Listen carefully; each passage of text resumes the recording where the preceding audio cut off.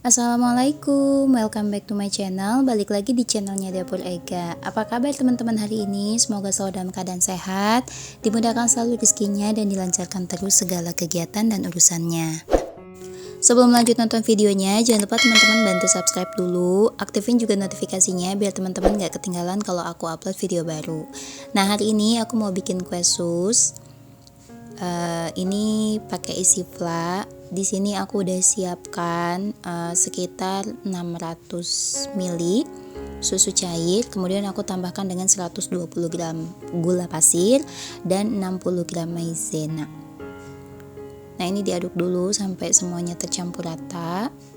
Kemudian aku akan menambahkan beberapa tetes pewarna kuning.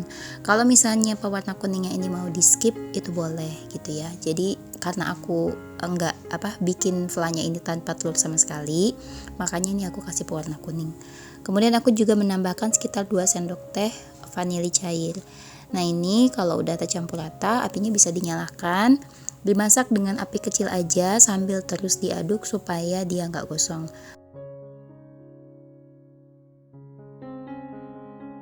Nah, kalau flanya ini udah kental dan udah meletup-letup, ini aku akan menambahkan sekitar 2 sendok makan margarin atau butter.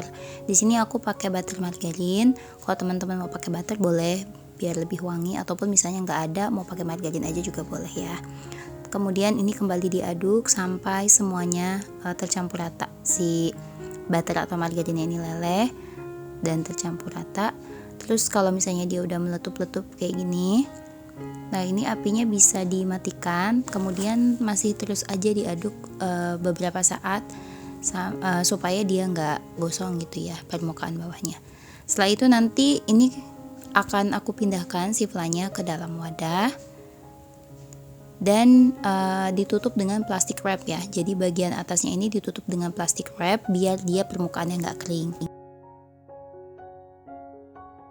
Selanjutnya, flanya ini bisa didinginkan terlebih dahulu sebelum nanti digunakan.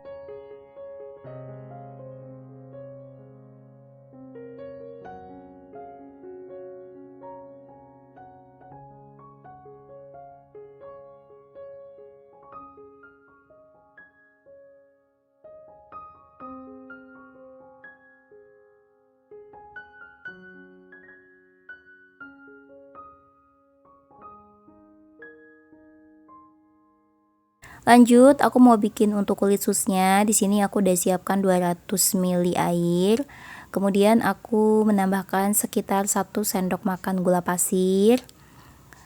Terus aku juga menambahkan 100 gram margarin. Nah, ini dimasak sampai si margarinnya ini leleh dan mendidih airnya. Masaknya pakai api sedang, kalau enggak api kecil aja. Kalau misalnya si margarinnya udah meleleh, ini bisa sambil diaduk ya biar dia cepet larut. Nah, kalau misalnya si margarinnya udah meleleh, nanti aku akan masukkan 130 gram tepung terigu protein tinggi. Jadi untuk tepung terigunya aku pakai protein tinggi ya. Nah, ini masih terus diaduk. Videonya ini aku agak lama ya. Nah, dia udah mendidih kayak gini. Ini apinya dikecilin ya, pakai api kecil aja, atau kalau mau dimatiin juga boleh. Terus dimasukin aja tepung terigunya, dan kalau tepungnya ini udah masuk, diaduk cepat. Jadi supaya dia cepat tercampur gitu ya, nggak ada yang bergerindil, jadi diaduk cepat. Nah, ini kalau misalnya apinya mau apinya tetap nyala, gunakan api kecil aja. Tapi kalau misalnya apinya mau dimatiin juga nggak apa-apa, ini bisa kok. Nah, ini diaduk terus sampai semua bahannya ini tercampur merata, nggak ada tepung yang kering. Jadi tepungnya ini semua larut di airnya gitu ya. Kalau udah selesai, ini aku pindahin ke wadah dan didinginkan dulu. Selanjutnya, kalau udah dingin, ini aku siapkan 3 butir telur, ukurannya sedang.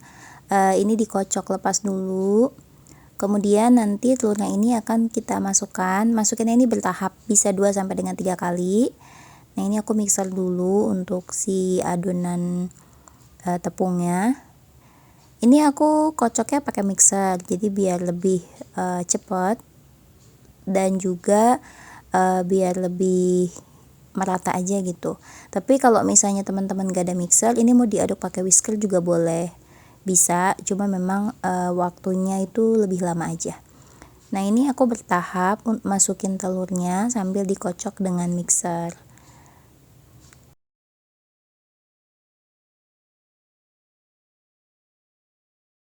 Untuk speed mixernya aku gunakan speed yang rendah aja.